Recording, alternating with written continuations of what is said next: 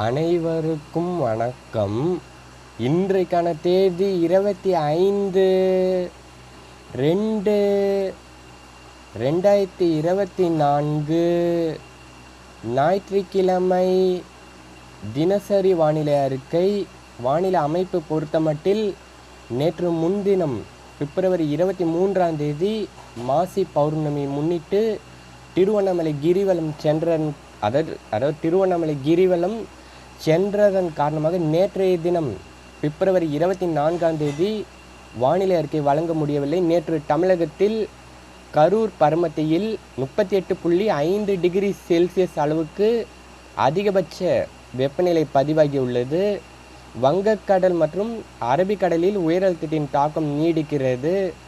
மேற்கத்திய இடையூறு வட மாநிலங்கள் முதல் தென் மாநிலங்கள் வரை நீடிக்கிறது. அதே சமயத்தில் மத்திய மாநிலங்களில் மட்டும் ஓரிரு இடங்களில் மழை பொழியும். சூரியனின் குத்துக்கதிர் நிலநடுக்கோட்டை வரும் மார்ச் 19-20 தேதி வாக்கில் அடையக்கூடும். அதன் பிறகு தமிழகம் உள்ளிட்ட பல்வேறு மாநிலங்களில் வெப்பநிலை மேலும் உயரும்.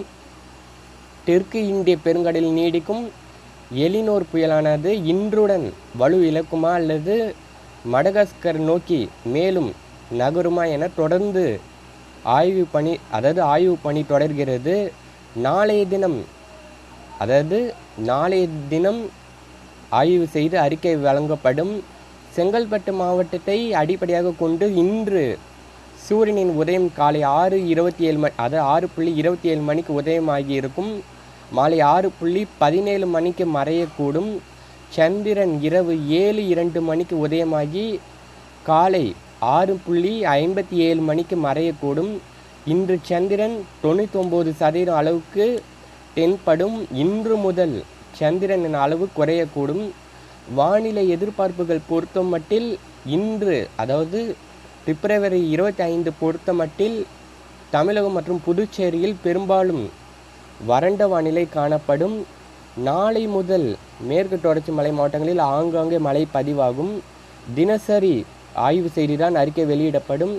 அதே சமயத்தில் வெப்பநிலையானது இன்றைய தினம் அனைத்து மாவட்டங்களிலும் புதுச்சேரி காரைக்கால் உள்ளிட்ட அனைத்து மாவட்டங்களிலும் சராசரி அளவு பதிவாகும். இன்று பிப்ரவரி 25 பொறுத்தமட்டில் பெரும்பாலும் வறண்ட வானிலை நீடிக்கும். வெப்பசலன இடிமலை எப்போது தொடங்கும் என பொறுத்தமட்டில் மார்ச் 5 பிறகு அல்லது மார்ச் 10ஆம் தேதி முதல் தொடங்கலாம் என எதிர்பார்க்கப்படுகிறது. வானிலை என்பது மாறுதலுக்கு உட்பட்டது என்பதன் காரணமாக தினசரி ஆய்வு செய்து அறிக்கை வழங்கப்படும். விவசாயிகள் பொறுத்தமட்டில் தினசரி வானிலை என்பது மாறுதலுக்கு உட்பட்டது என்பதன் காரணமாக தினசரி ஆய்வு செய்து வழங்கும் அறிக்கையை கேட்க வேண்டும்.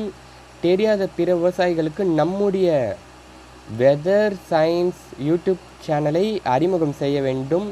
இதுவரைக்கும் நம்முடைய வெதர் சயின்ஸ் யூடியூப் சேனலை சப்ஸ்கிரைப் செய்யவில்லை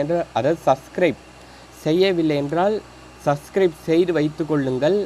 அப்போதுதான் நான் பதிவு செய்யும் ஒவ்வொரு வானிலை அறிக்கையும் உங்களுக்கு உடனுக்குடன் வந்து சேரும். என்றும் விவசாயிகளுடன் வட தமிழக வெதர்மேன். நன்றி, வணக்கம்.